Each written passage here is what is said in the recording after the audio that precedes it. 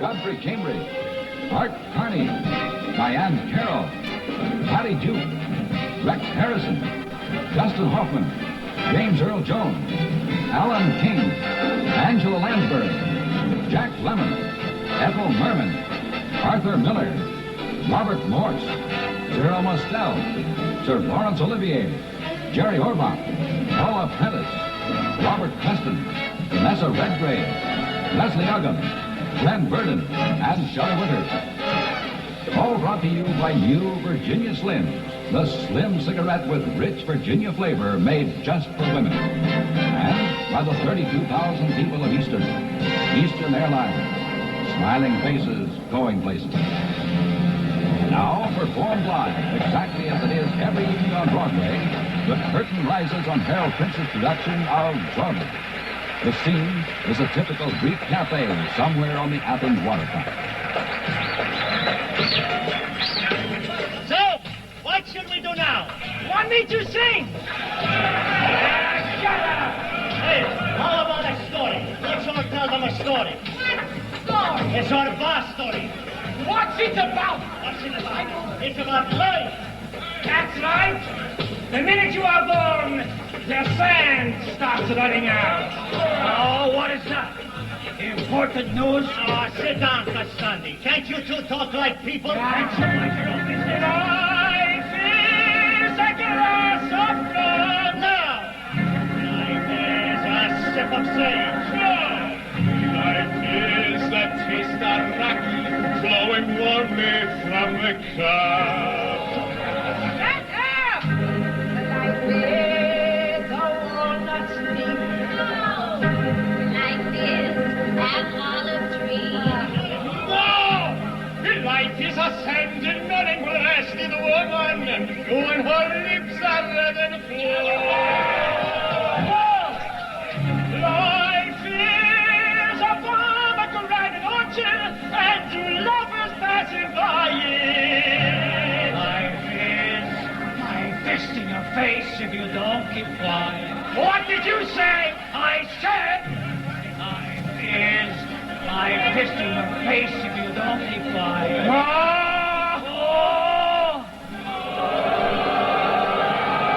Thanks. You're lucky, boy. Wait. Listen to me. I will tell you.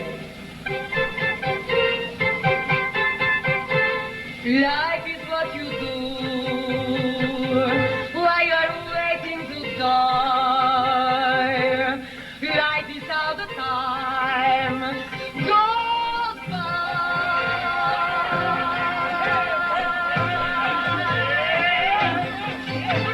Life is where you wait while you're waiting to leave. Life is where you grin and breathe.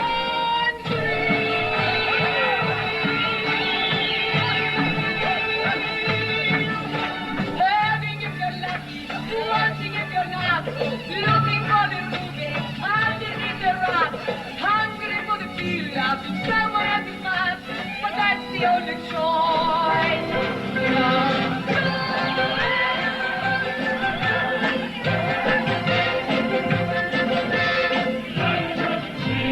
Life is what you feel. You can't feel at all. Life is where you fly.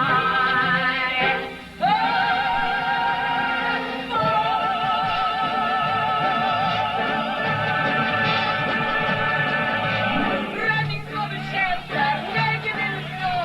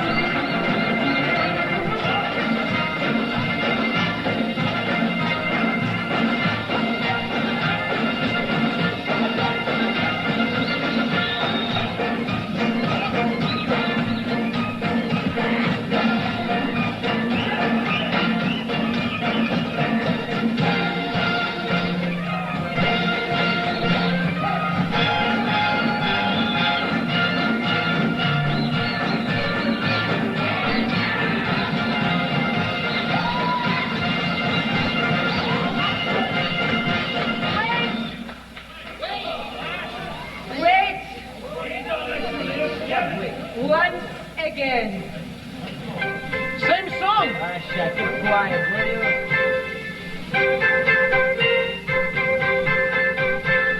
Life is what you do. Why are you waiting to die?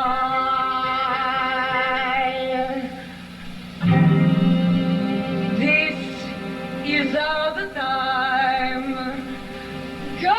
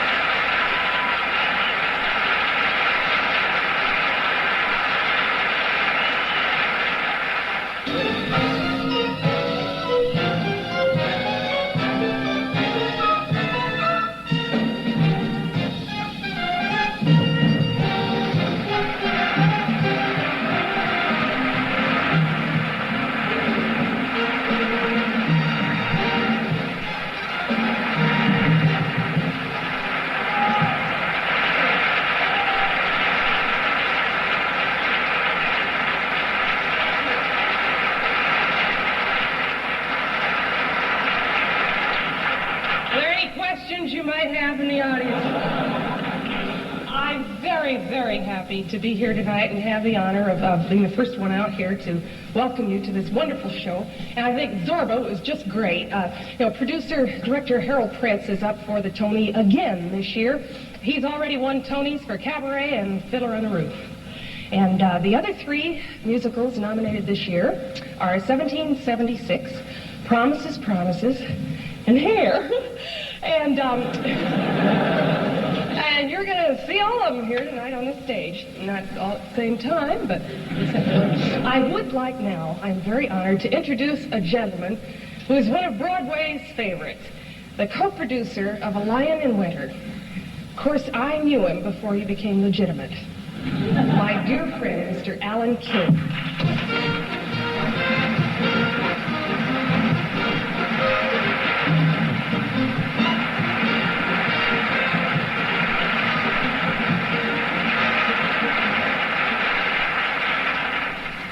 Good evening and thank you. For those of you who are not familiar with the procedures involved, I'd like to tell you briefly how the Tony Awards are organized.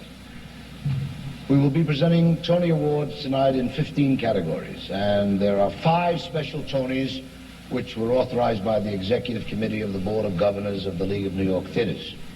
The candidates were nominated by an eminently qualified committee whose combined membership has seen every play and musical which has opened this season.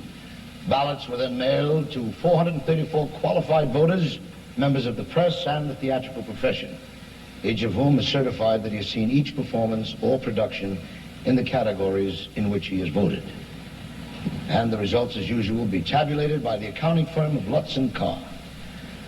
And I want to thank Alex Cohen, the producer, for writing that hilariously funny opening monologue for me. Well, anyway, he allowed me that luxury. Well, anyway, the names of the prize winners are sealed into those carefully guarded white envelopes by these gentlemen who take their responsibilities very seriously and who allow no one access to the envelopes until the tremendous moment when they are open on stage, in view, of course, of the entire audience. This is so secret that Buddy Hackett and Johnny Carson don't even know who won tonight. Thank you very much. Ladies and gentlemen,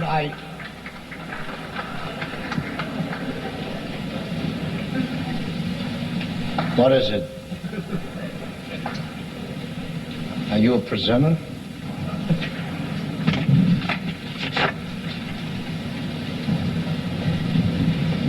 Will you take me to the Cub Scout meeting tonight?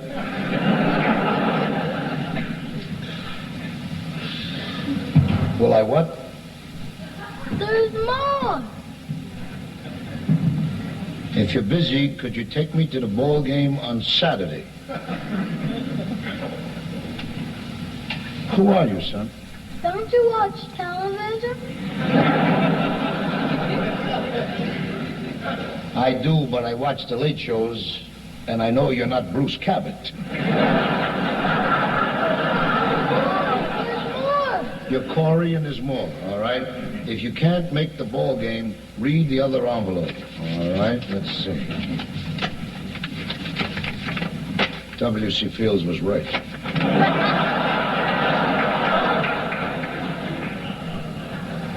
Would you marry my mommy? My mommy is married. Would you at least meet her? All right. Who is your mommy? It's Julia. Julia. All right. Ladies and gentlemen, TV's Julia, Corey's mom, and the theater's very own Tony Award-winning Miss Diane Carol.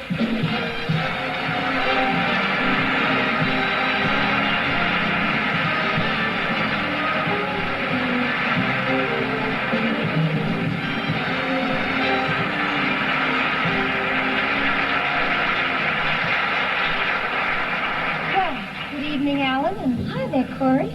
You better run along now. You know, it's past your bedtime. Who's gonna tuck me in? Well, how about those two lovely actresses who are custodians of the Tonys, Miss Barbara Blair and Miss Mary Zahn of Dear World.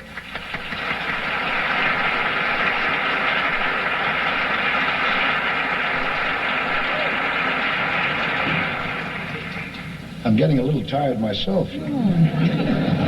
Alan, I don't think we should keep the audience in suspense a minute longer. Let's have the first two categories. Our first presenters this evening are two young stars who are following in the footsteps of Paul Newman, Joanne Woodward, and Ann Jackson and Eli Wallach, because they're married. And to each other. Right. They work together, too. They've appeared in As You Like It. He starred in Broadway in Star Spangled Girl and is currently the rage of the screen in Goodbye Columbus. Tomorrow they're going to rehearsal for their next play together. He is the director, she is the star of Arf.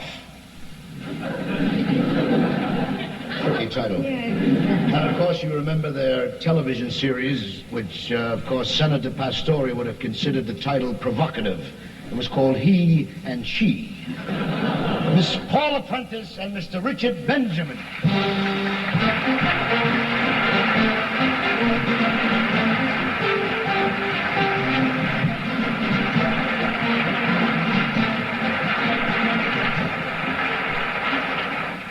Thank you.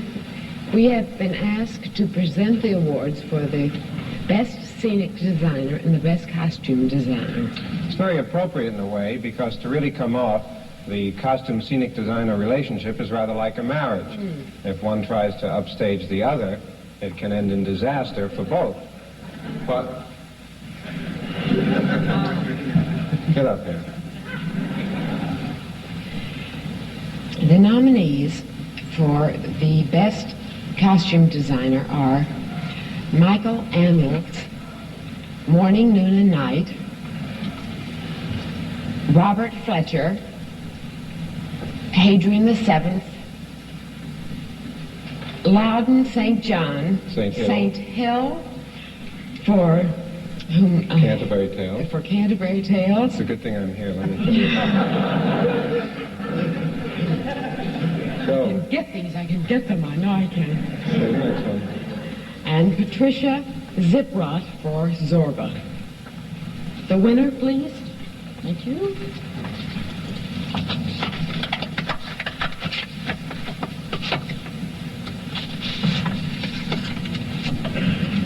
The winner is Loudon St. Hill.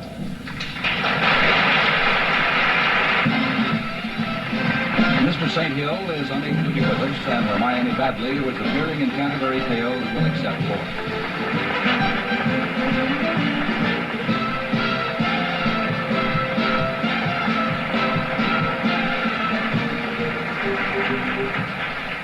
I'm very, very glad to be able to accept this for Loudon, and on his behalf, I want to thank America so very much for this great honor. Thank you.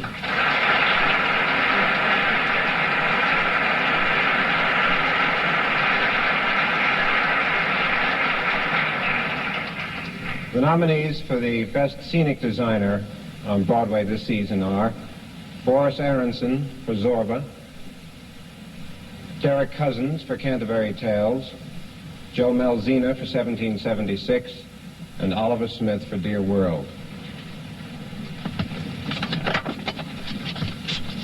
And the winner is Boris Aronson.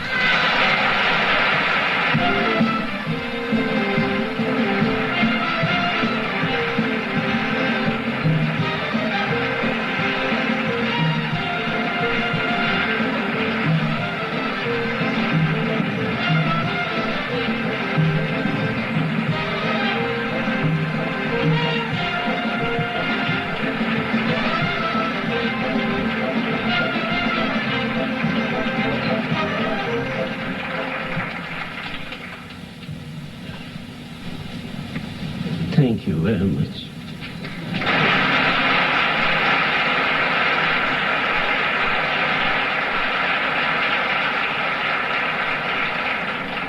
Thank you very much, Mr. and Mrs. Benjamin. Now, ladies and gentlemen, I would like to introduce a gentleman that, what is the cliche, needs no introduction. And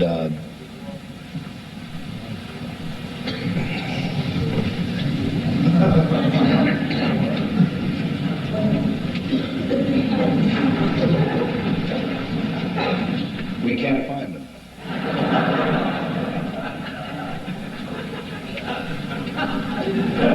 Dale is a Dale.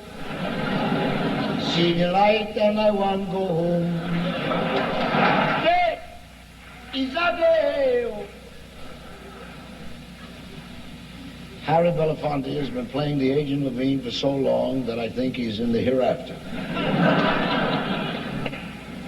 Ladies and gentlemen, I have the honor to introduce a gentleman who has received the Pulitzer Prize and 3 Tony Awards. Our most distinguished American playwright, Mr. Arthur Miller.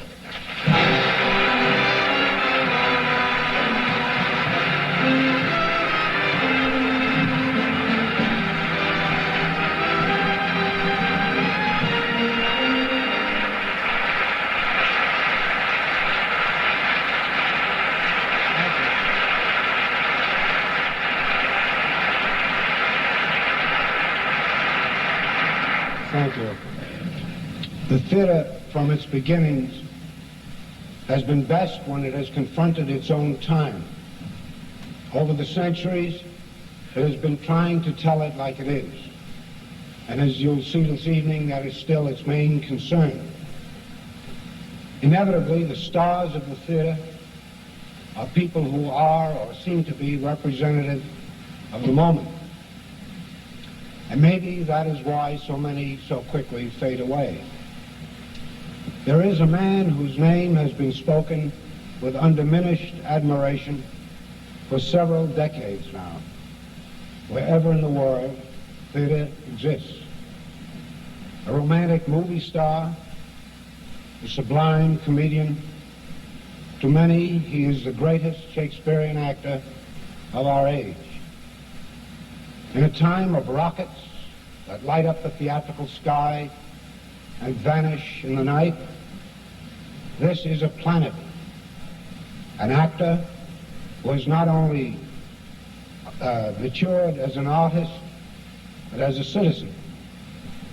He has led and directed the National Theatre of Great Britain, which has proved that a public theatre subsidized by society not only serves the people, but liberates the creative power and the idealism of the nation's artists.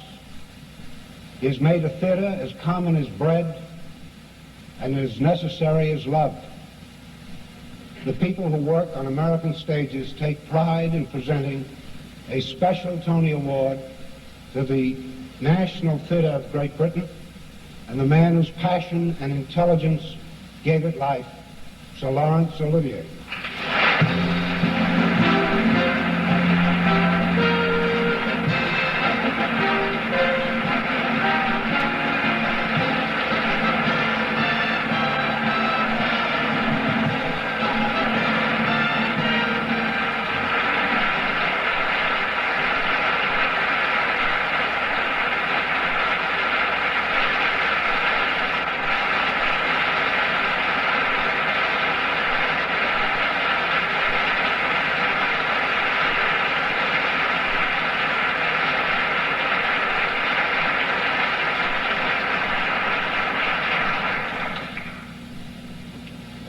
Alex, dear Arthur, dear friends, ladies and gentlemen,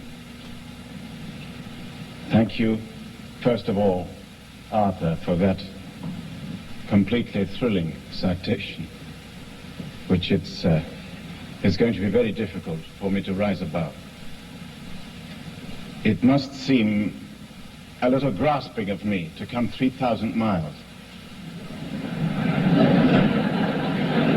for 3 tiny hours to grab an award and then get the hell out before I'm found out. But the supreme generosity of the thought behind this gift is of such a nature that it would be quite impossible, I think, not to accept it, and therefore that it should not be recognized, that it should not be recorded in the long, incredible list of your nation's generosities to every other country in the world. Also, there is a sweet, judicious practicability in this gift, of which we cannot but be conscious. In show business, a great deal goes between folk of all nations without being said.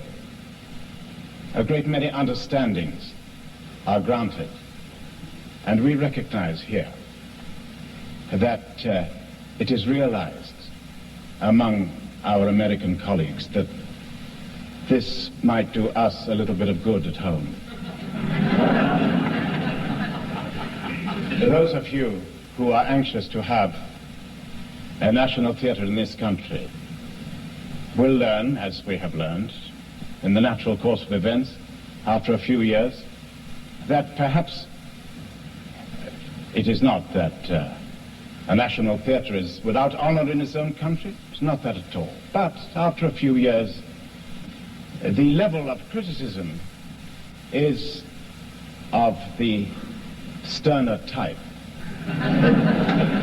And so this is very welcome to us. This pat on the back from our colleagues, and such colleagues in your country, is very brotherly and warming to us, and we are so dearly grateful. For a great many years, it has been talked of, the vision of an American national theater, as long as I can remember, in fact, which is precisely 40 years since I first flopped in this town in the Eltinge Theater on 42nd Street in 1929. I would not like you to think that I was trying to squeeze out of you a little undue sympathy. I must say to you in all honesty that over the 40 years, I have not absolutely always flopped in this town.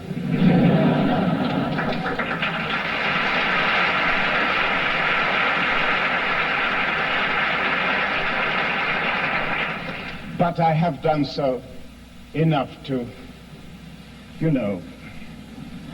stay friends. We have been talking about a national theater in London since 1848. And now, after running a company, which we have done for 6 years, the signs are that the thing will start being built on the Surrey side of the Thames sometime next year. And so, you who wish such an institution to take place in this country may cheer yourselves with the thought that it should not take more than 125 years. When it does take shape, we from the National Theatre will invent a beautiful, beautiful award to greet the occasion. In the meantime, may I thank you from my heart, from the hearts of all who work in the National Theatre of Great Britain, for this true mark of friendship, this true kindness. And thank you for making us so very happy. Thank you, Alex, for allowing me to come here and once again experience the very great joy of standing upon a stage in a theater in the town I love so well.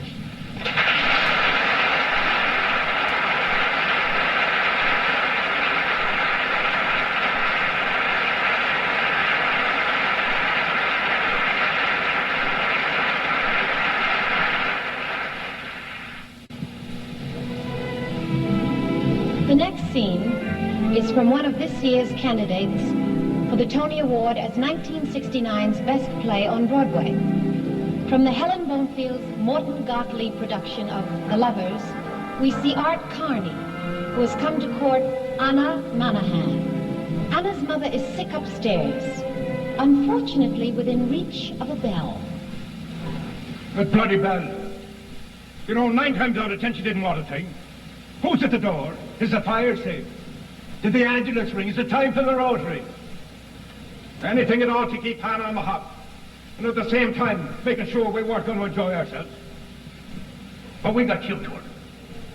You see, every sound down here carries straight through to her room. And we discovered that it was the long silences that made us suspicious. That's the way it is with a lot of pious old women. They have wild, dirty imaginations. Whenever there was a long silence, she figured we were up to something, she reached for the bloody bell. But as long as there was the sound of plenty of chapping down here, she seldom bothered you. But I mean to say, when you're courting a woman, then you can't keep yapping about the weather all night. And it was the brave Hannah that hit on the poetry idea. Whenever we started the court, she made me recite the poetry. You know that, just to make a bit of noise. Well, the only poetry I ever learned in school was a thing called Elegy written in a country churchyard by Thomas Gray, 1716, 1771, if you ever heard tell of it. Well, I used to recite that over and over again, and Hannah, she'd throw in an odd word now and again to make it sound natural, and we'd hammer away at it until we'd have to stop for breath for a sup of tea or something like that. Or else we'd get carried away and forget the old woman altogether, then the bloody bell would go and the session would be destroyed. But they were good times. Well? Is that Andrew I hear? No, says I. It's Jack the Ripper. And how's St. Philomena? You can laugh. The pair of you'll be up later for the rosary, won't you? With the help of God. One of these days I'll do something desperate.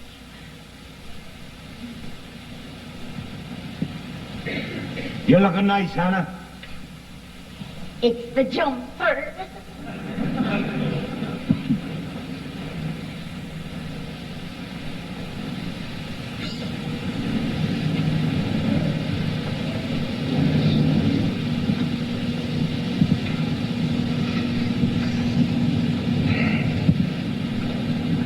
We better keep talking. There's a nice smell of you. Soap. Well, it's nice soap. Her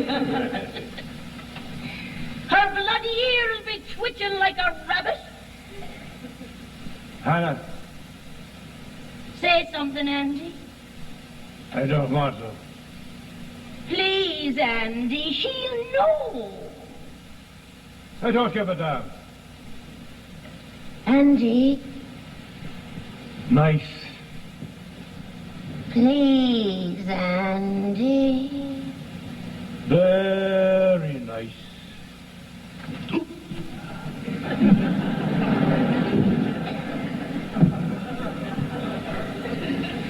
The 30,000 party day, the loving heart winds slowly on the knee. The common home at Pond is weary away neath the water darkness under me. Thou fades the glimmering landscape on the side. In the small world, isn't it? Thou fades the glimmering landscape on the side, oh, honey.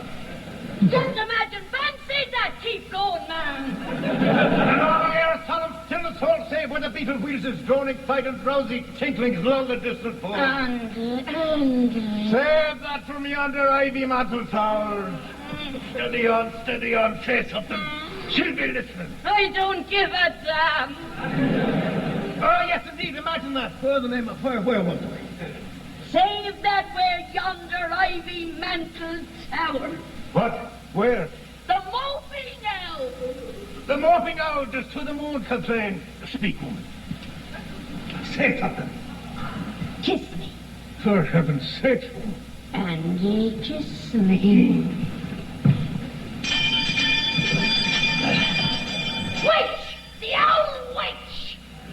Well, it's your fault you make no attempt at all. I don't know no poems!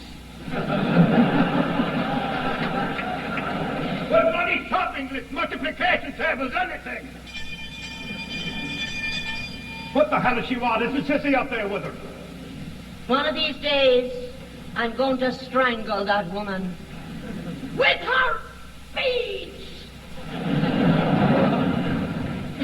Funny thing about that bloody bell, too. You know, before, when there was no noise down here, the ringing of that bell would be enough to waken the dead. But after we got married, the bell only rang when we started talking. Wasn't that perverse now, eh? Ah, deep one.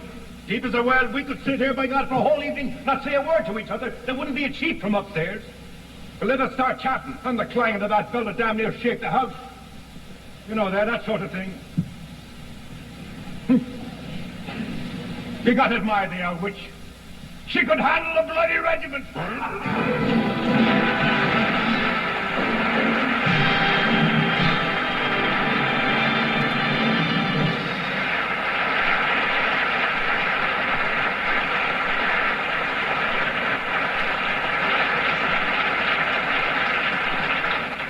Art Carney. He's come a long way since the sewer. I cannot think of anyone better qualified to present the award to the best Broadway choreographer of 1969 than the next lady. An amazing 4-time Tony winner, the original Sweet Charity herself, Miss Gwen Verdon.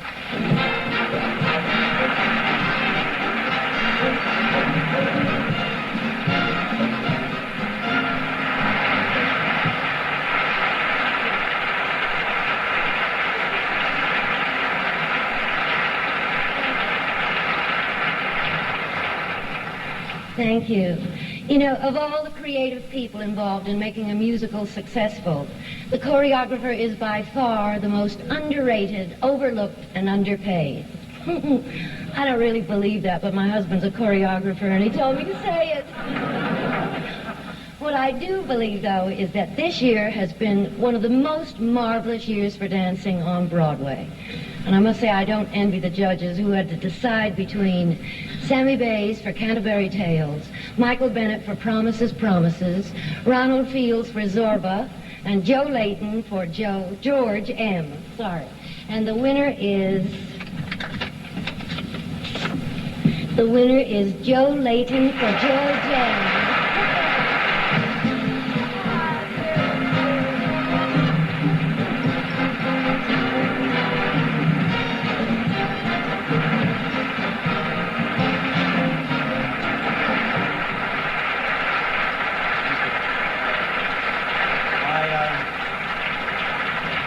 I must share this with wonderful Joel Gray and a fantastic company of singer, dancer, actors.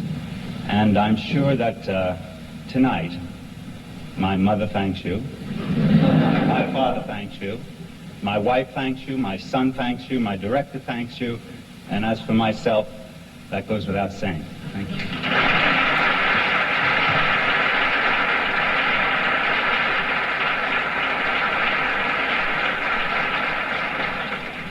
It's hard to fit this next gentleman into any one pigeonhole. He's a writer, he's a television performer, he's a motion picture star, he's a recording artist, he's a nightclub headliner, but his first love is the stage. We all remember him in Lost in the Stars, The Blacks, and Pearly Victorious. And if you want to know how to be a Jewish mother, just ask Mr. Godfrey Cambridge.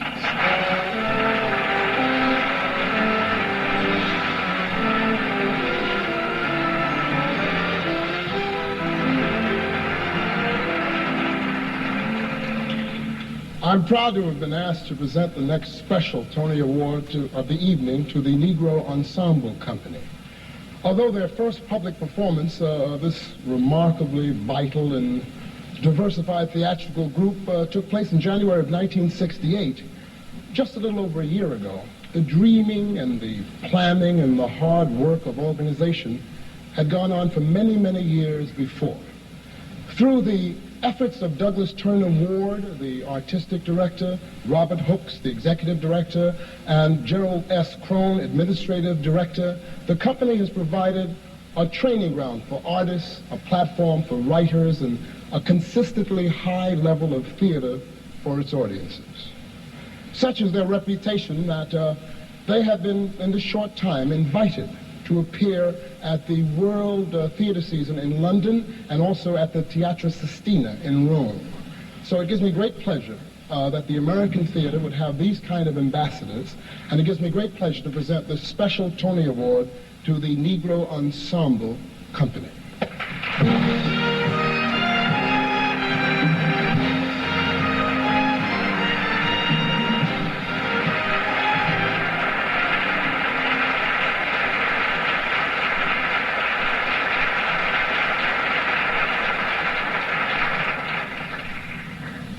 Thank you very much. The Negro Ensemble Company was not created to seek nor to compete for awards. But we accept this on behalf of our absent co-founder, Mr. Robert Hooks, who's making a movie on location and was not allowed to be with us. We also accept it on behalf of the company, the directors, the creative staff, administrative staff, and the students who made this award possible, and especially on behalf of our black audiences who have made our existence so rewarding in this short period of time. And finally, I accept it on behalf of all of the men and women who preceded us with an idea about a theater of this orientation and who never received the means or encouragement to fulfill their ambition. Thank you very much.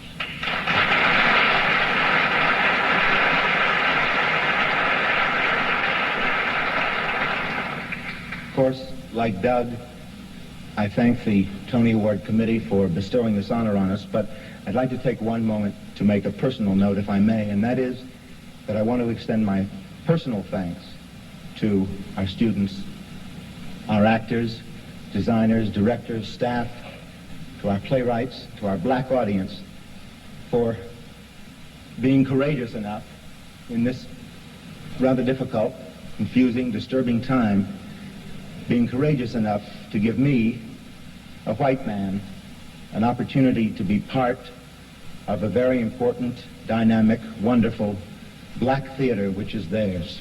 Thank you.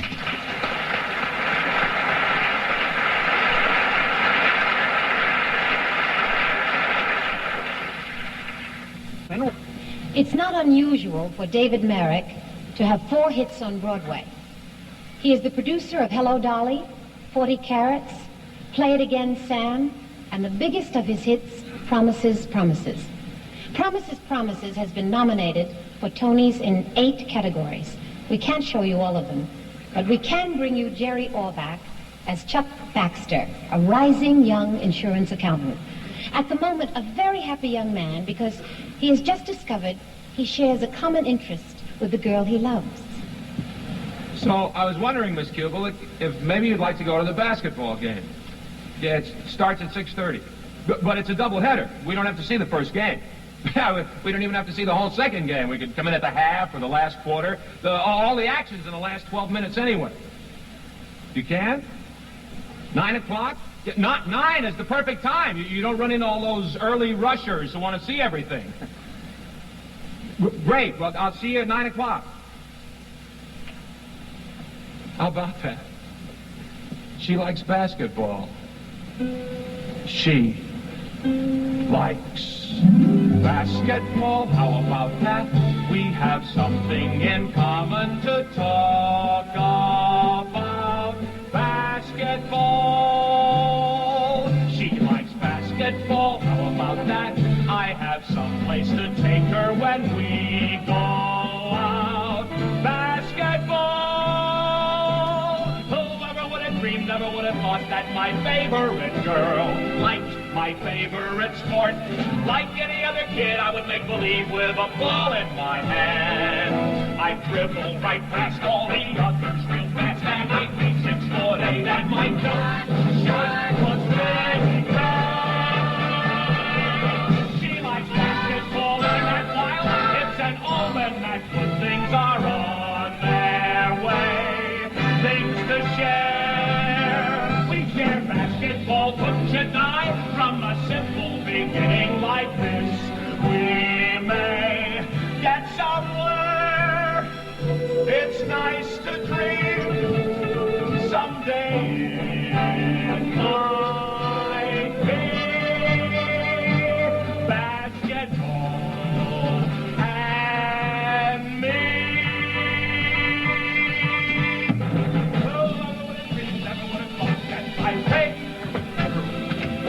My favorite sport. Like any other kid, I would make believe with a ball in my hand. I dribble right past all the others real fast, and I do 6'8", and I shot real fast. She likes basketball, and that's why it's an omen that good things are on their way. Things to share. We share basketball, wouldn't you die? From a simple beginning like this, we may get somewhere. It's nice to dream someday it might be basketball.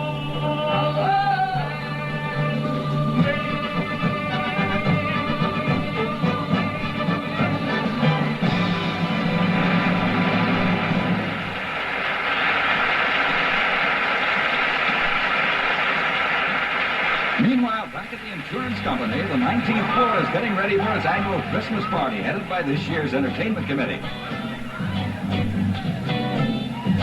Miss Polanski of Accounts Receivable. Miss Wong of Mimeograph. And Miss Della Hoya of Petty K.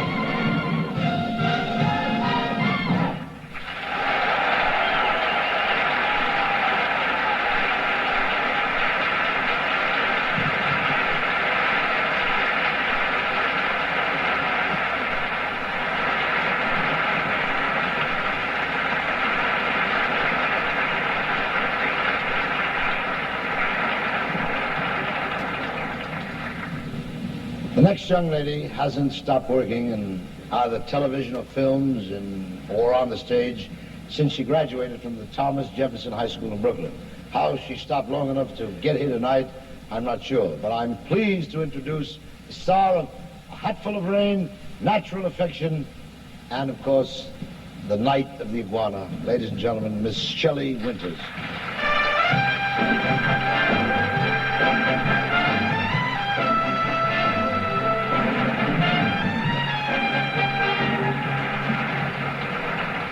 Alan, I hate to say it, but I have a problem.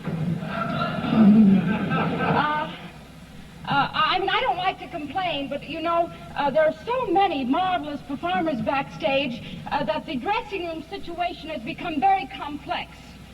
In fact, I just had a dress with the entire cast of 1776.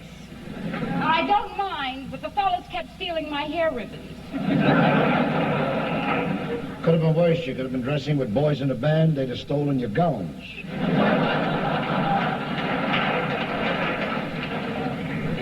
I have been very privileged in my career in the theater in studying with and being directed by some of the greatest directors of this era. Max Reinhardt, Michael Chekhov. Yes, I did. Charles Lawton, Lee Strasberg, and Elia Kazan. So I feel quite qualified to say that even though there are still some people outside of show business who don't understand what it is that the director does besides keeping the actors from bumping into each other, comes opening night, the most important man in the theater to actors is the director.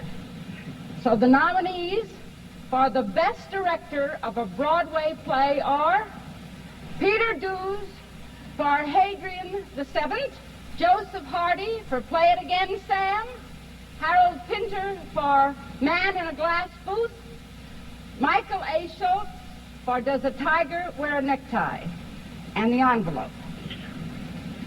I'm planning to swallow what's in here and just say the one that I want. The winner is Peter Dews.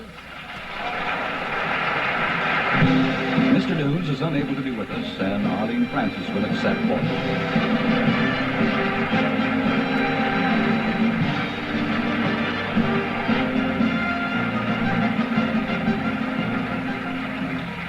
I hate to give it up.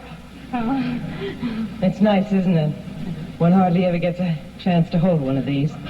But my husband got one, and I certainly am very grateful, and thank you in behalf of Peter Dews.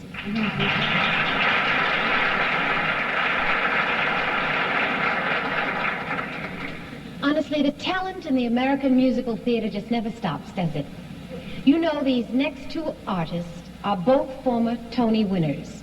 He for his endearing performance in How to Succeed in Business Without Really Trying, and she, just last year, for Hallelujah Baby. Miss Leslie Uggams and Mr. Robert Moore.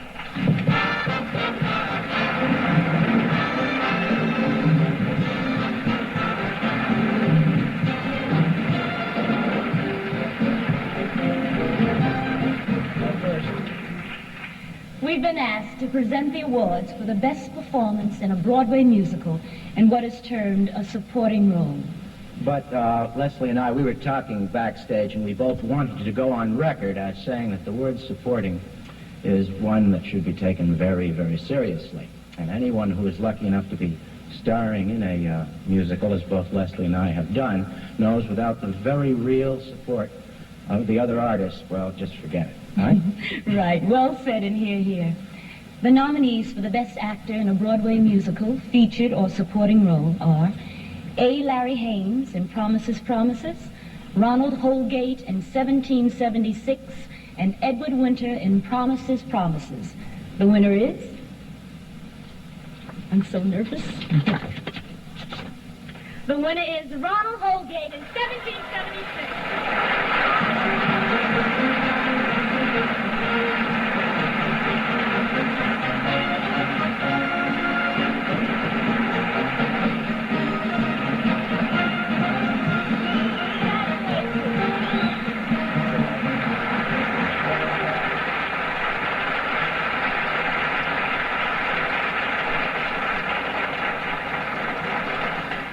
It's just great, just great.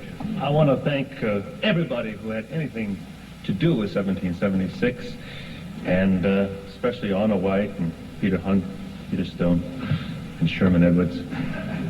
And last but not least, I want to thank the Lees of old Virginia.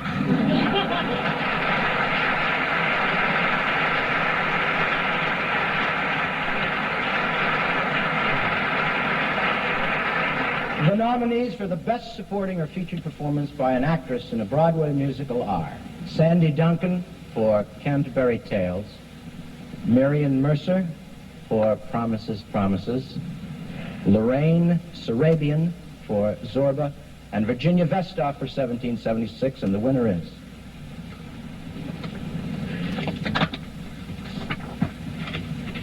The winner is Marion Mercer.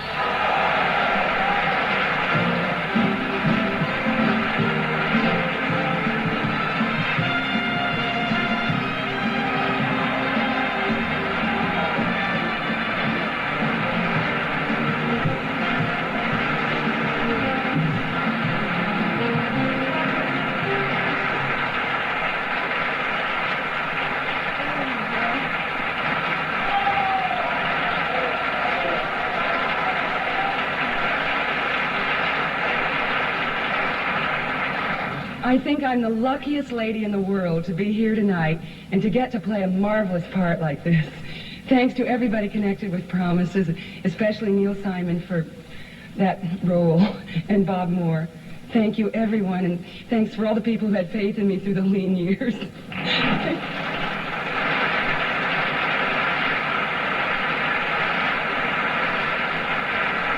Ladies and gentlemen, Miss Angela Lansbury.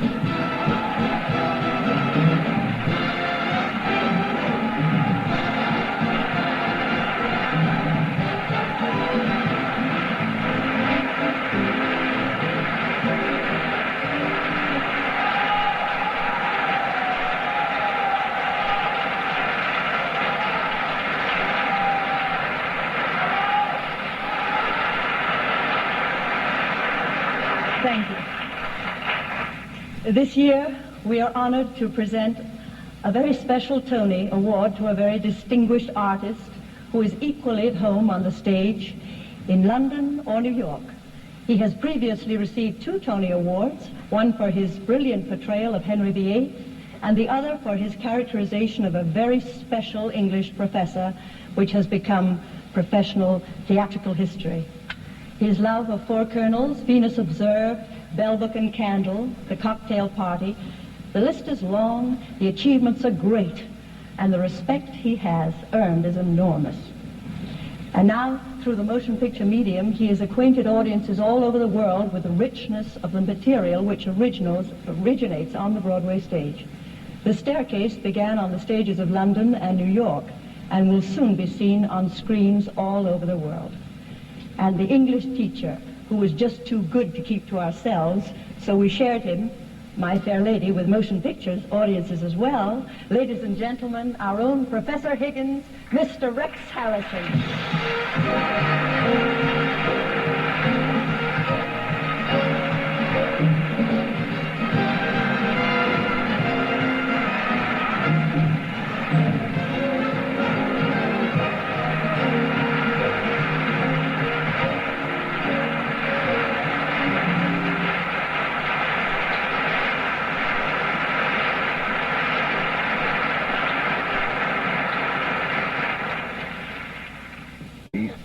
The time is shortly before the First World War. The scene, a small gym in San Francisco, where Jack Jefferson, the leading contender for the heavyweight championship, prepares for his decisive fight.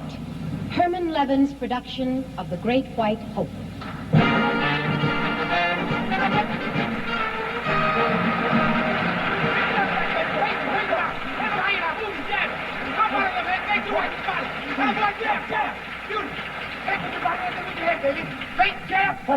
Give him a right now. No, what you at? Giving him a right. What's giving it at? See it, boy. Sucker bone, boy, you a boy. He groggy right. You dead. Why you not gonna get? Wake him up. Wake him up. Watch him. He's already coming at you, blocking. Why you take that right? Jim. How? Pump to the tip. What? Zorba's place on his head. Damn, now you listen to me, sugar. Look at that again. Do the 3 now. Whop, whop, whop. Shucks, honey. You know you're tired of sitting here. Why don't you go buy yourself a pretty or something? No, let me stay and let you mind me here, too. Well, you're my lady luck. I don't mind you nowhere. So long as you looking at him, he don't mind. But you sure this ain't too much rough housing for you, huh? Well, I try not to listen. Much obliged. She dumped me. You keep sitting anywhere you like, anytime you want, because he's sure working happy, okay? Okay. Okay. We gonna mooch or we gonna move? Reach for them gloves, man. I'm gonna bust this bag wide open, and then we all go out for a champagne lunch. More soft boiled eggs, that's what you're gonna have. Hey, no! Hey, boss. I thought you were staying in Reno till tomorrow. Well, we got it settled there. How do you feel? He feeling like he look, boss. Not eating too quick. No, sir. Chewing real good. No. I'm chewing till it hurts, man. Come on, Goldie, when are you gonna be? The 4th of July. The 4th of July. Now, the newspaper boys are on their way up, so it makes a difference. No, it just tickled my funny bone, that's all. We shouldn't worry. We're going to have some gate there. 15,000. And Jack, you know what they're calling it? Already by them, it's the fight of the century. 20 years I've never seen such a hoopla. Trains from St. Louis and Chicago, direct yet. Tents they have to put up. It's a regular matter. Lively times, I can hear you coming. Boy, you're just about to win the fight of the century. Yeah, or else lose and be the nigger of the minute. Hey, Jack, come here. Hey, what kind of odds going? Brady 8-5. What's the girl doing here? Oh, she just looking around. She don't bother us now. Looking around for what? Now, you be nice now here, Goldie. Come over here, Ellie. Don't be shy now, honey. She is a friend of mine, you know. Jack, you gotta bring a girl here when you train? I guess so, boss. I just love to dance and prance for the women's. How do you do? Come on, Goldie. Shake hands with Miss Eleanor Backman. I'm pleased to meet you, Miss Packard. I apologize not noticing you before, but there's such a tumult around here. Sure, I understand. Hey, you're a fan of Jack's, huh? Ellie was on the same boat from Australia. She was visiting down there. Well, it's great to be home again, I'll bet. You can't beat Frisco. Yes, I like it fine. My home is in Tacoma, though. Yeah. Well, like I said, Miss Backman, the boys from the papers will be here any minute. You know what I mean? Hey. So maybe if you'll excuse She's staying where she is. Uh-oh. Look, Jack, what's the matter with you? I said she's staying where she is. I'll pass out here. I'll wait in the room, Jack. In the room! You for be Pete's nice sake. now, yeah. I know it. Last night in my head, it's like a voice. Dumbbell, go home quick. Something's gone wrong with him. It ain't nobody's business. Grow up, for Pete's sake. Let me go with No, just a second. Hey, look, what I was supposed to do? Start you in a bit of hole someplace in nigger town and sneak a fad 12 o'clock at night, or carry around with me in a little box, like a pet bunny rabbit or something. Oh, she's supposed to put flack on her face and pop her mouth out so nobody noticed I took nothing from her. Let him win. You know I done fool around plenty, Goldie. She know it too. She know it all. But I ain't fooling around this time, you understand? And he said, that's what you said last time, I'll bust his nappy head. I said nothing. Okay, I'm coming. Yeah, I swear I'll help you. Only you shouldn't throw it in their face, I'm begging you. See, that's what you fell into, darling. Do what he says. You go along with him? With you. Any way I can. So go. Sit over there. Open the door for Pete's sake. Hey, fellas. Oh, Steady, how you doing? Just a few minutes, okay, Very fellas? good, Jack. Thank you, boss. If you know about the fort. How does it feel? You starting to get jumpy? Yeah, I'm scared that Brady gonna change his mind. You still think you can take him, Jack? Well, I ain't saying I can take him straight off, and anyway, that'd be kind of mean, you know? All them people, big holiday fight. How they gonna feel if I send him home early? So your only worry is deciding which round? Yeah, and that takes some thinking, man. You see, if I let you go on too long in there, you know, just sort of blocking and keeping him off me, then they'll say, well, ain't that one shiftless nigger? Why, they're all so lazy. But, if I shot them down 2 quick 34th round, get to them only once, then they holler, no, it ain't fair. The poor man up there fighting a gorilla. But I'm gonna work it out. Jack, what about that yellow streak that Brady talks about? Yeah, you wanna see it? Jackie, stop talking around. Any idea, Jack, why you smile when you fight? Well, I'm a happy sort of person, and I always feels good, huh? But when I'm fighting, I feel double good. So what I want to put a face on for? And anyway, it's a sport, right? Like a game. Well, I like whoever I'm hitting to see that I'm still his friend. You were trained in Chicago, Mr. Jefferson. Yeah, I want to see my little old mama. Fried chicken, Jack? Woo-wee, can't wait. I believe that's Miss Backman there, isn't it, Jack? You first met on the boat. No, Miss Backman is my secretary. We hired her in Australia. She's from here, but she was there, and you know what we mean? We hired her. She came over with the boys. I see. Boss, if they finish, I'd like to rub him down now. Plenty for now, Jack. Yeah, come all again. right, thanks. Oh, Jack, one more question. Go ahead. Now, you're the first black man in the history of the ring to get a crack at the heavyweight title. Now, the white folks, of course, are behind the white hope. Brady's the redeemer of the race and so on, but you, Jack Jefferson, are you the black hope?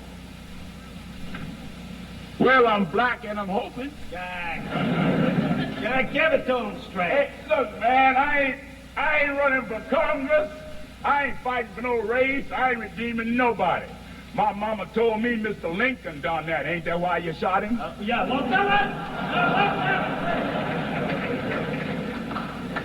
Oh, Jack, it gets awful, doesn't it? I don't know about that. Seems to me it gets worse and better both at once. Is there anything I can do? Yeah. You stick around and don't ever call me daddy.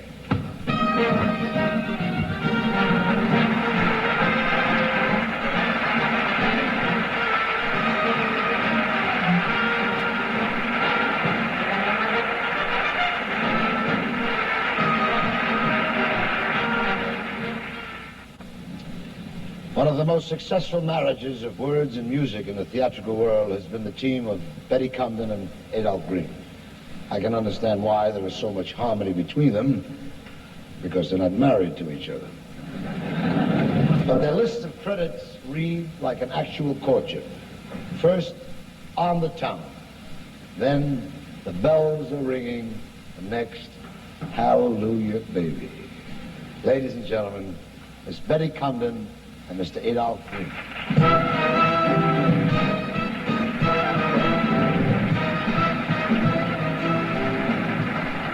Thank you, Alan. The American musical is one of Broadway's unique contributions to world theater. Now, the governing board of the League has voted this year to give a special award in the musical field to a particular artist whose work as a composer on the Broadway scene has been one of tremendous significance. And this award is a very special one for us to give because his first show, On the Town, with its exuberant, dynamic score, was also our first show. As well as Jerome Robbins's. And it began continuing careers for all of us in the theater. Now, following On the Town, he wrote the music for Wonderful Town and Peter Pan with Jean Arthur, and Lillian Hellman's Candide, climaxing all of these in his unforgettable score with Steve Sondheim's lyrics for West Side Story. The importance of this award is that it gives a great tribute to a man who has shown us all by his work that there need not be the artificial barriers that separate different levels of music. Now, for example, he has been for many, many years, for over a decade, the director of this country's most prominent symphony orchestra. And he's introduced millions of young people to the excitement and wonder of the world of music. And he is one of the most dynamic international figures in classical music today. And has brought the same force and vitality and genius to the popular Broadway American musical. Conductor. Composer. Pianist. Lecturer. Writer. Teacher. A man for all seasons. Our dear friend, Leonard Bernstein.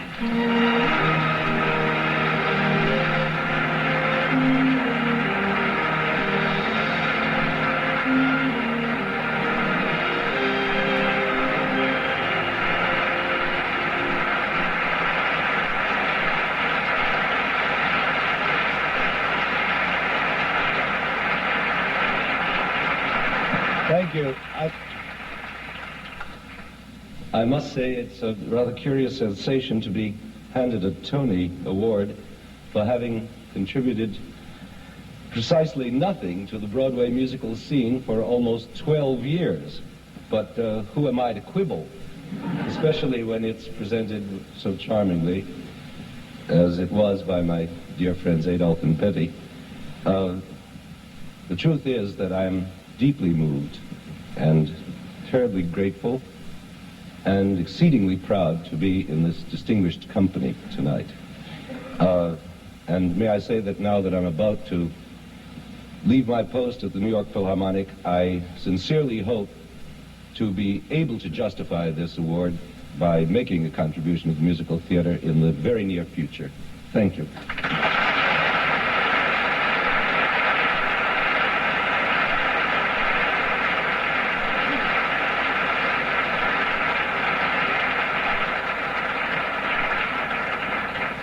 Patty Duke won critical acclaim for her sensitive portrayal of Helen Keller in The Miracle Worker, and was consequently the youngest actress ever to be starred in a Broadway play.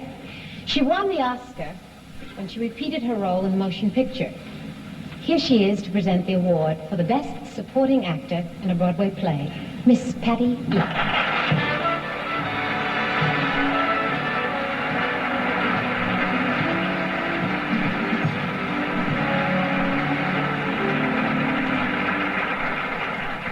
Thank you. It's lovely to be here. But I could use some help. There's been a gentleman here all evening who's been very helpful. If he would just come out.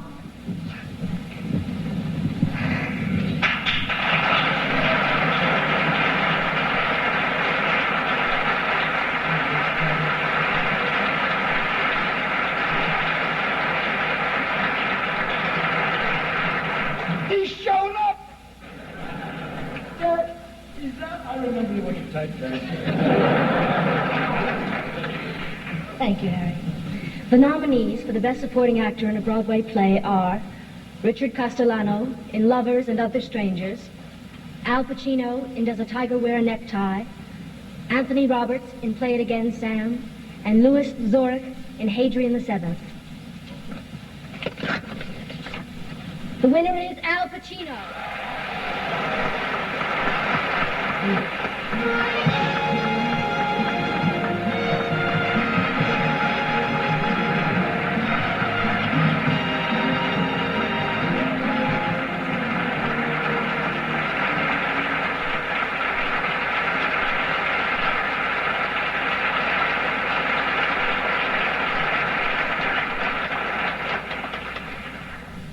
Don't drop it, Al. I'd like to thank Jay Weston, Philip Rose, producers, Michael Schultz, a great director, and Don Peterson, the author of There's a Tiger Wear a Necktie, and all of you. Thank you. It's a great honor. Thank you.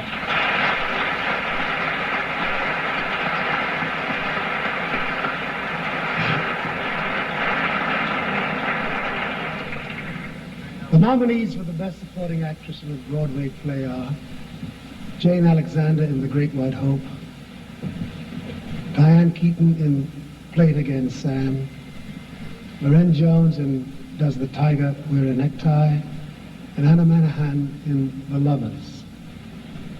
And the winner is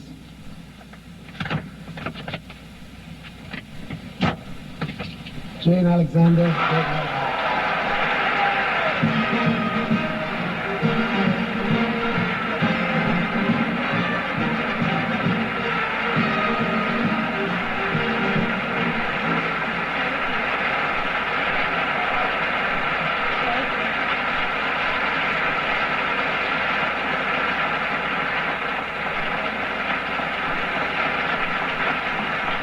Thank you very much.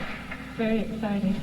I'd like to give very special thanks to the Arena Stage Theater, where I was for about 3 years, and where we first did Howard Sackler's play, and to James Earl Jones and all the 60 wonderful people in the cast, and most of all to Ed Sheeran, who, as our director, made Great White Hope the wonderful experience it is for everybody. Half of this award belongs to him. Thank you.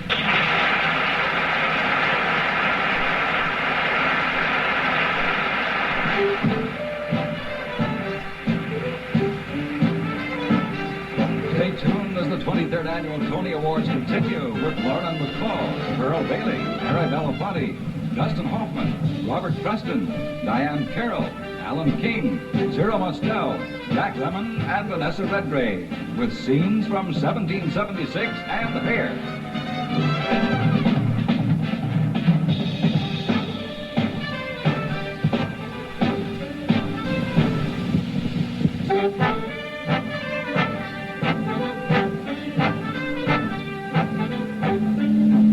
If this next musical hadn't opened on Broadway, well, if it had opened on Broadway one day later than it did, it would not have been eligible for a Tony nomination. But producer Stuart Ostrow was so sure of its appeal that he wisely rang up the curtain 15 hours before the nomination committee was due to convene. The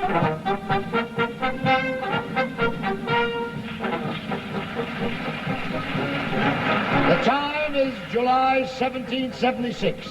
The Second Continental Congress was just recessed, deadlocked on the question of declaring independence from England. General Washington is in the field trying to stop the expert British soldier with a ragtag collection of militiamen called Americans.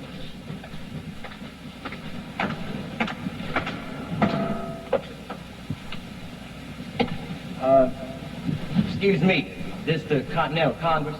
Well, what's it look like? I'm the courier from General Washington in New York. Yeah? I'm Andrew McNair, Congressional Custodian. I do. Well, I got me a dispatch here for the Congress.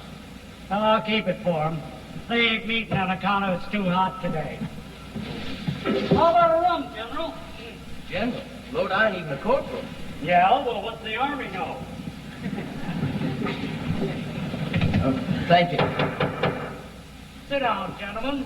The chair rules it's too damn hot to work. Well, what's it like out there, General? You probably know more than I do. Sitting here? This is the last place to find out what's going on. I'm able to join up. Oh, what are you talking about? You don't have to join up. You're in Congress. What's that got to do with it? Well, you don't see them rushing off to get killed, do you? But they're sure great ones for sending others, I can tell you that. Who's that here? Caesar Rodney of Delaware. Where are you from, General? Watertown. Where's that? Massachusetts. Well, then, you belong down there in John Adams' chair. Well, be careful. There's something about that chair that makes a man awful noisy. Did you see any fighting? Well, I sure did. I seen my two best friends get shot dead on the very same day. Right on the village green it was, too. And after they didn't come home for supper, their mamas went down the hill looking for them. Miss Lowe, she found Timothy right off. But Miss Pickett, she looked near half the night before she found Willie. 'Cause he'd gone and crawled off the green before he died. Mama, hey mama, come looking for me. I'm here in the meadow by the red maple tree. Mama, hey mama, look sharp, here I be. Hey, hey, mama, look sharp. Them soldiers, they fired, oh ma, did we run. But then we turned round and the battle begun. Then I went under, oh ma, am I done? Hey, hey, mama, look sharp.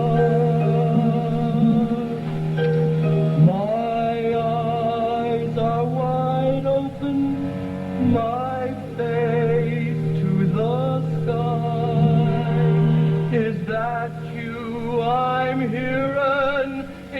the tall grass nearby. Mama, come find me before I do die. Hey, hey, Mama, look sharp. I'll close your eyes, my Billy, them eyes that cannot see, and I'll bury ya, my Billy, beneath the maple tree, and never again will you whisper to me, hey, hey, oh mama, look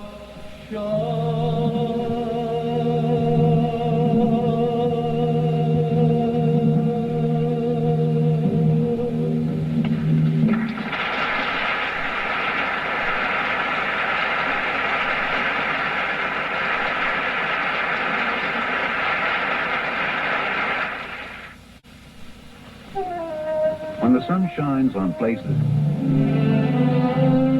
She first made us sit up and take notice when she belted out a song in Girl Crazy. She's still doing it. We can't name them all, but here's the star of Panama Hattie, Annie Get Your Gun, Call Me Madam, Gypsy, you name it. My lady, Miss Ethel Merman.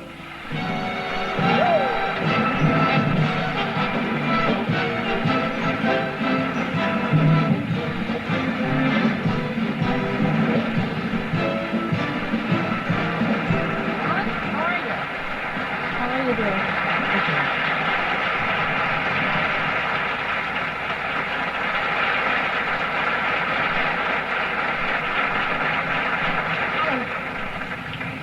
Do you know what's happening backstage? Well, I have an idea, yes. You know what they're doing? What? They made me share a dressing room with Rex Harrison. You're complaining?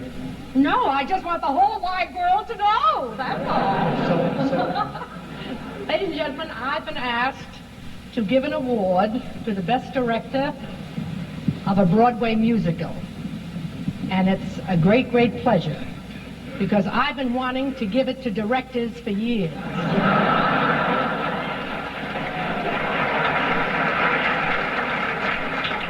The nominees are Peter Hunt for 1776, Robert Moore for Promises, Promises, Tom O'Torgan for Hair, and Harold Prince for Zorba. And the winner is... Ooh, this is a tough one here. See. Ooh. Peter Hunt.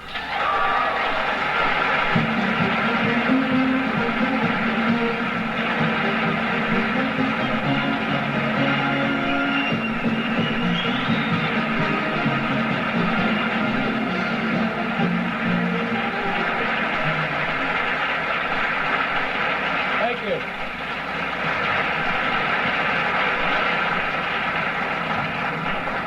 I owe a great debt to a beautiful play and a fantastic producer and a wonderful cast. Thank you very much.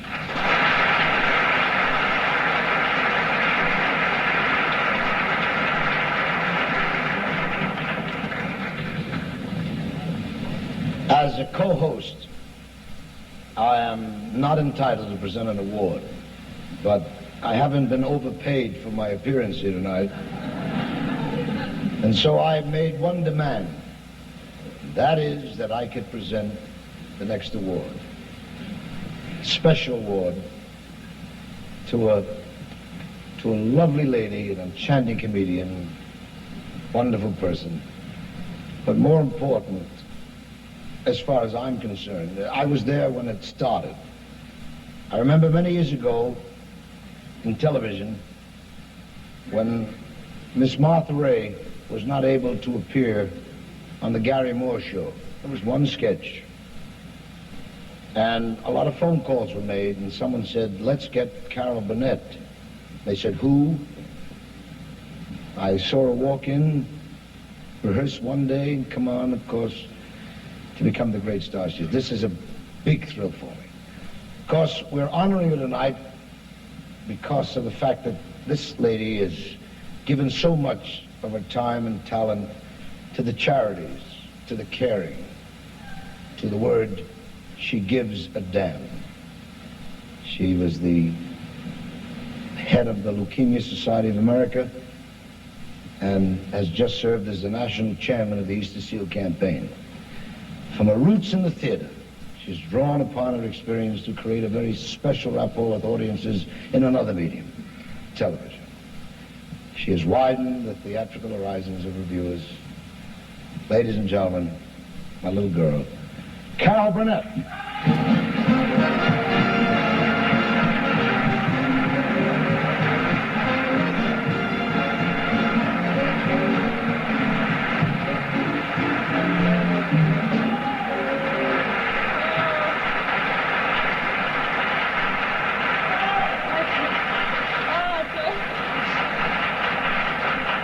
I'm so glad it's got a tie.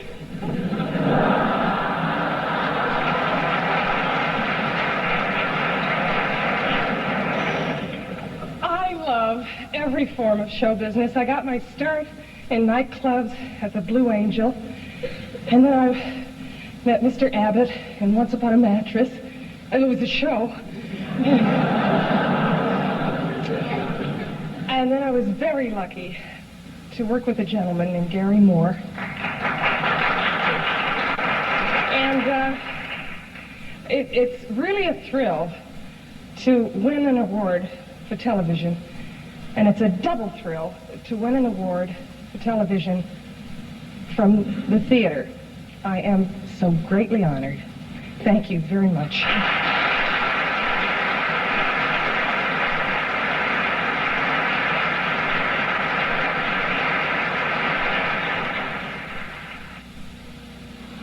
Back in deal.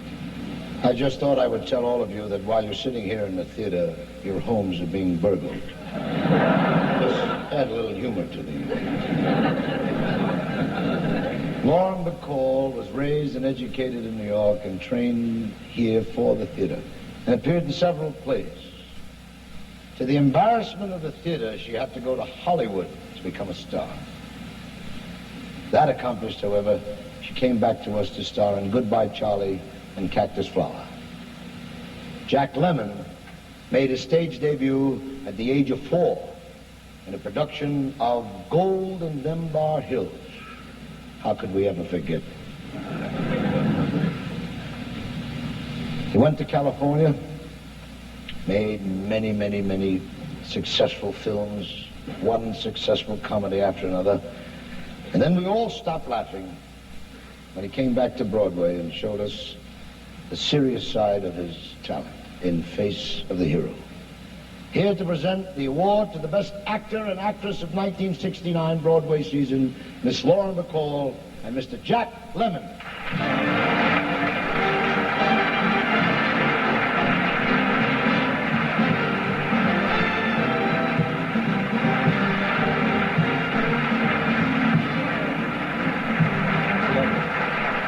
Not kidding about them not laughing when I came back to Broadway, are you?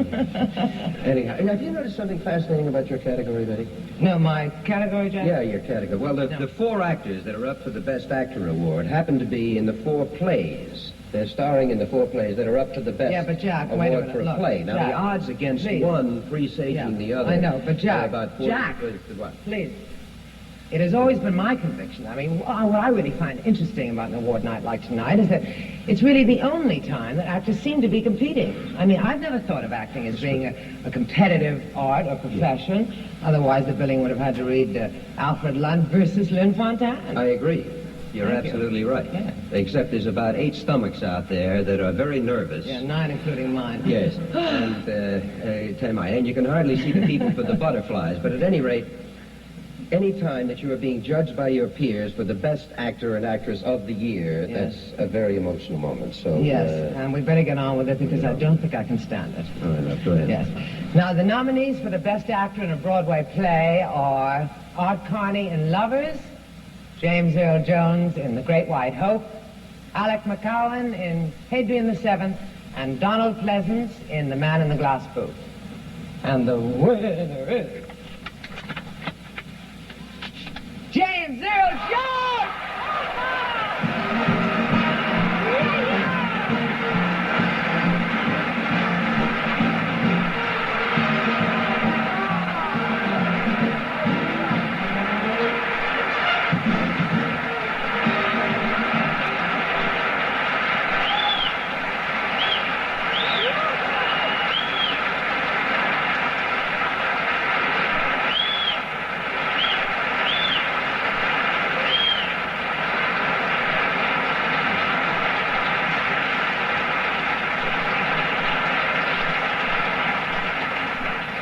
Accepting this award represents, I suppose, accepting recognition by others of one's talent and worth.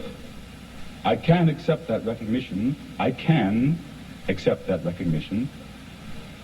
without mentioning all the people who helped to make it possible. The audience, the press, my family, and my fellow co-workers in the theater. If you, my friend, do not know how beautiful you have been, I cannot begin to tell you now.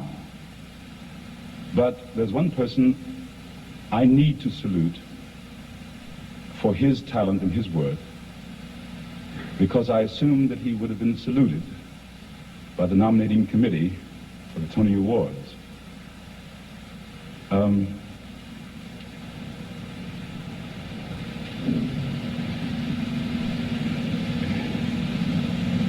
The man I'm talking about, of course, is Ed Sheeran, my director. I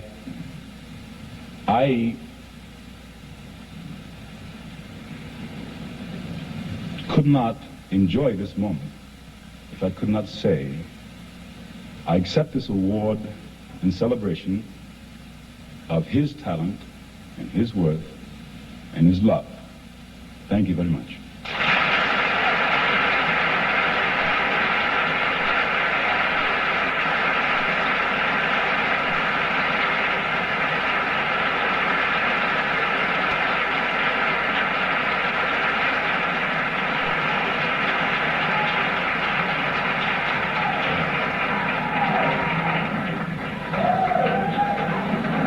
Backstage, I don't know if you can hear it. It's beautiful. It really is. That's lovely. The nominees for Best Actress of the 1969 Broadway season are Julie Harris in 40 Carats, Estelle Parsons in The Seven Descents of Myrtle, Charlotte Ray in Morning, Noon, and Night, and Brenda Vaccaro in The Goodbye People. And the winner is Julie Harris.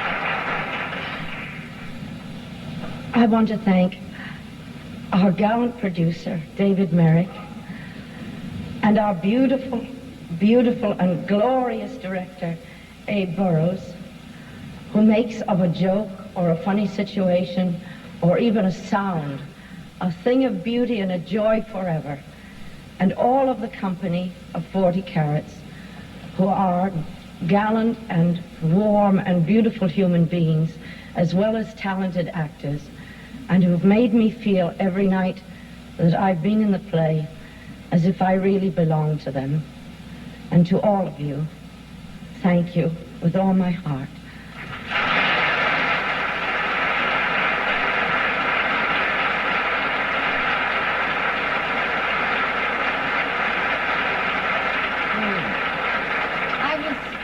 I was privileged to to work with this next lady several years ago in a delightful musical called House of Flowers.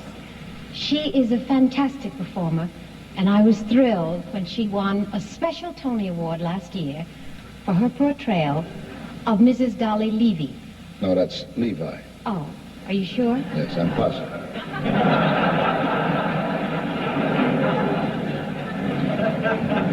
The gentleman who accompanies her tonight is the Tony Award winner of this very same program, the best musical actor of the season for his marvelous tour de force in I Do, I Do. Back in 1958, he marched off with the Tony as the Music Man. And then he overwhelmed audiences with his portrayal of King Henry II. My King Henry II in Lion in Winter. Ladies and gentlemen, Miss Pearl Bailey and Mr. Robert Preston.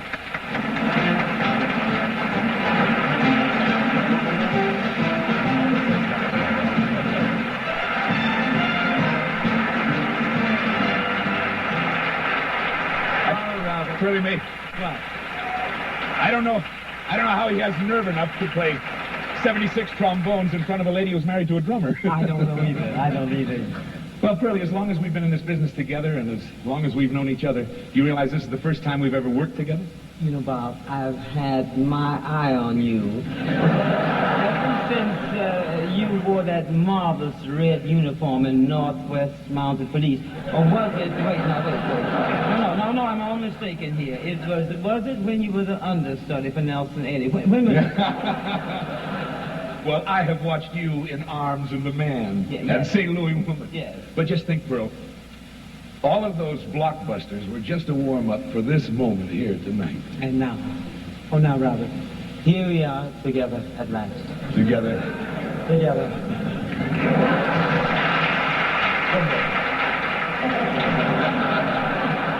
Robert? Are you ready?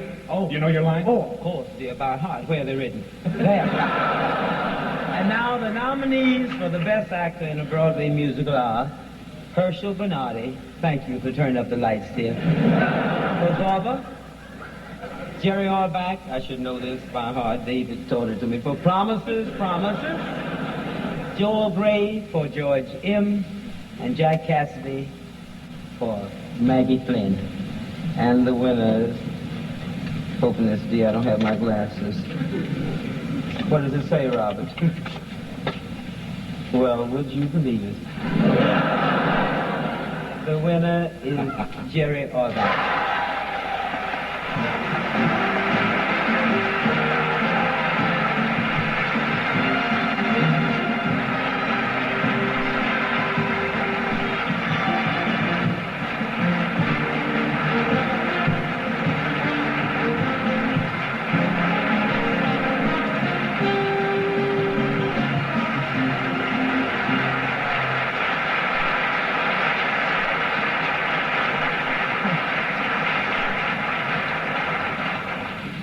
There's a long list of people that I should thank, but they all know who they are, and I won't try to go down that long list.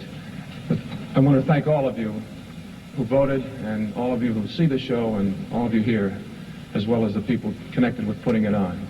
Thank you very much.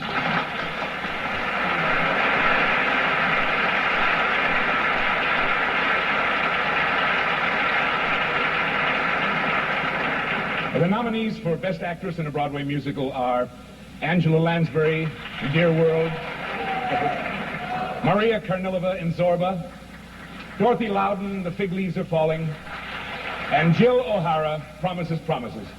And you're all only wonderful. The winner is Angela Lansbury.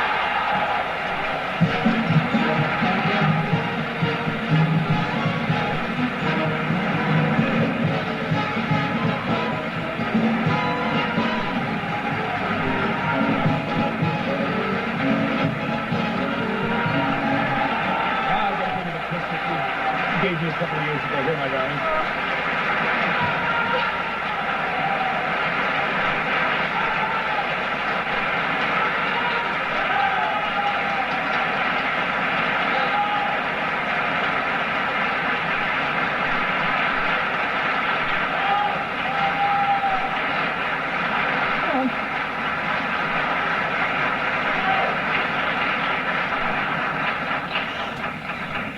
funny. You never really dare believe that this moment is going to happen, so you're never really prepared.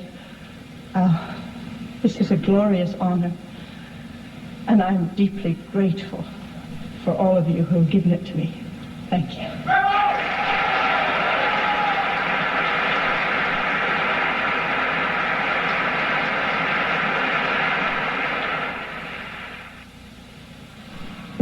Maybe a smart. Ladies and gentlemen, Miss Vanessa Redgrave and Mr. Dustin Hoffman.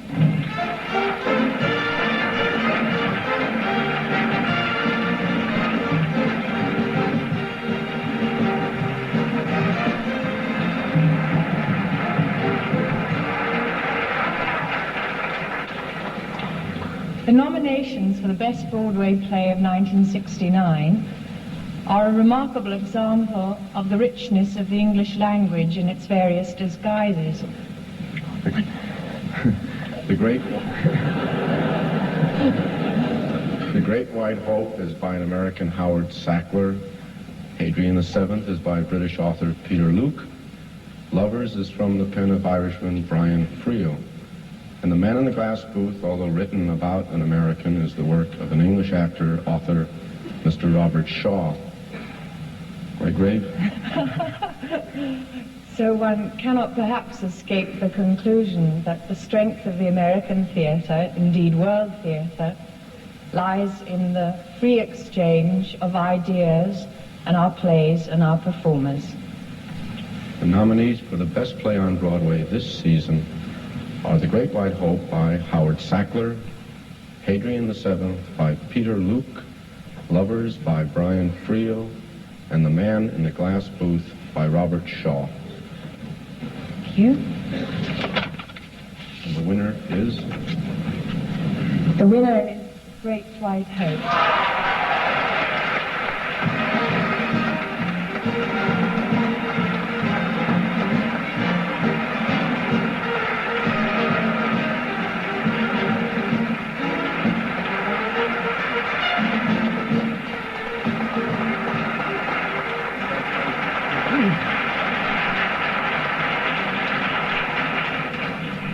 I'm very proud, of course, to receive this. I've counted them about 189 people to thank from Green Stage and from the Alvin Theater. And I want to echo what Jane Alexander and Jimmy Jones said about Ed Sheeran. Not only for what he brought to my play, but what he brought to this Broadway theater. Thank you.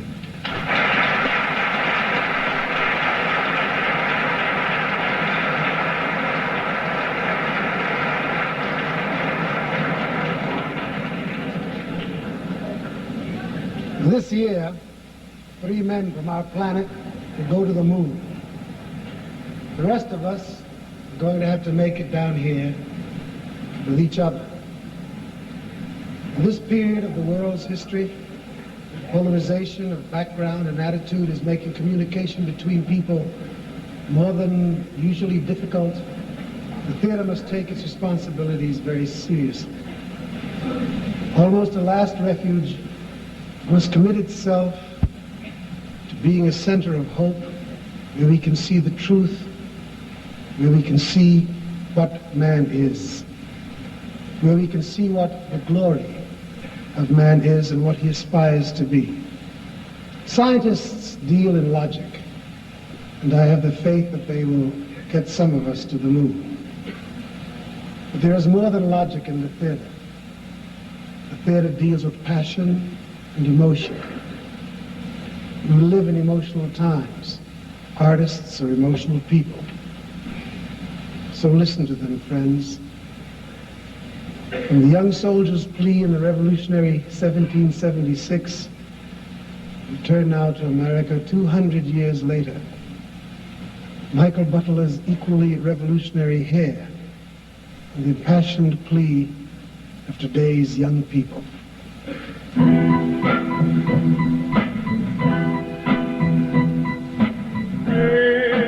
Opened by mental explosion. Barbed wire fireball. Through the stormy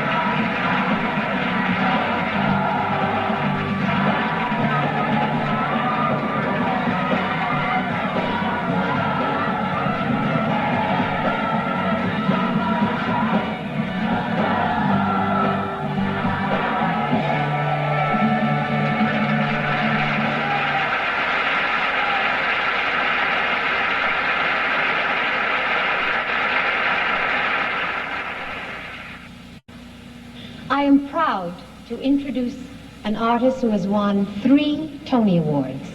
Once for the best acting performance of the season in a drama for The Rhinoceros, and on 2 separate occasions as the best musical star of the year for A Funny Thing Happened on the Way to the Forum, and again for Fiddler on the Roof. Ladies and gentlemen, the extraordinary Mr. Zero Mostel.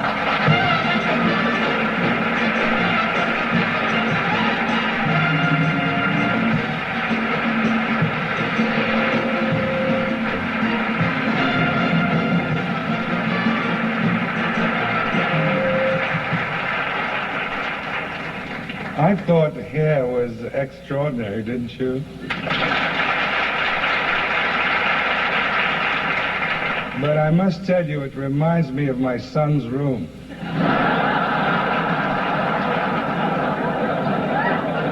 They just left my house. I'm here at last to give the final award of the evening for excellence in the theater. But first I want to say, Aaron Edwards and Zorba, book by Joseph Stein, lyrics by Fred Ebb, and music by John Kander. And the winner is...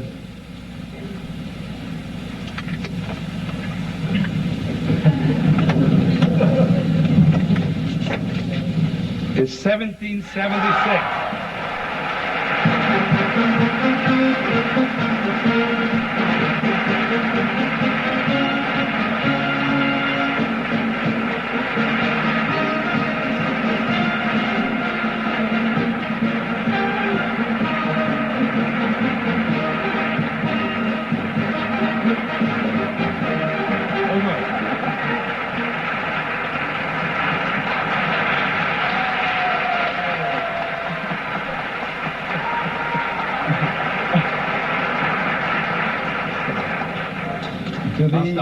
To the composer and lyricist, to the producer, to a wonderful, wonderful cast.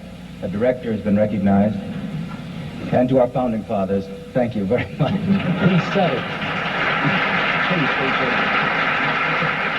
I want to take a moment to congratulate Sherman and Peter and the wonderful cast and company of 1776. And to paraphrase Peter, the members of the Second Continental Congress, they truly were the first to realize this country was a hit. Thank you very much.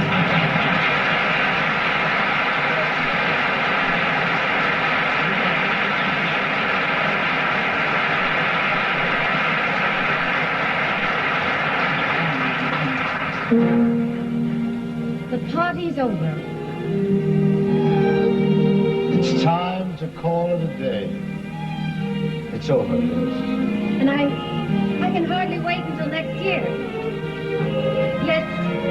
Well, you know, things are changing. The new theater buildings themselves are different. The very architecture is bringing audiences and performers closer together. The form of entertainment presented is changing. Influence, I'm sure, as change always is, by young people. The effects of shows like Hair, for instance, are just beginning to be felt. Next year, the Tony Awards will be presented entirely nude. Your hosts will be Phyllis Diller and Tiny Tim. Thank you for being so very nice. Congratulations. And here he is, Corey. Good night. Good night.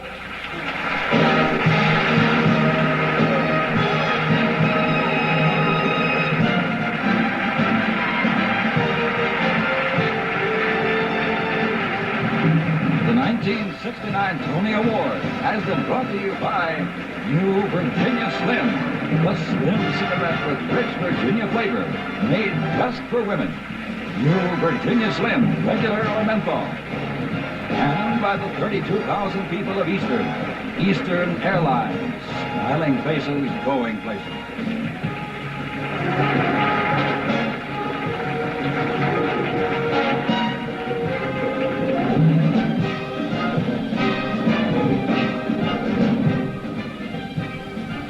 Tomorrow night, you'll see two great entertainment specials here on NBC.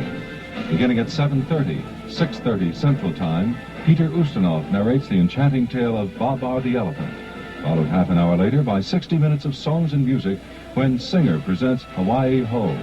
See this special entertainment doubleheader tomorrow night, right here on NBC.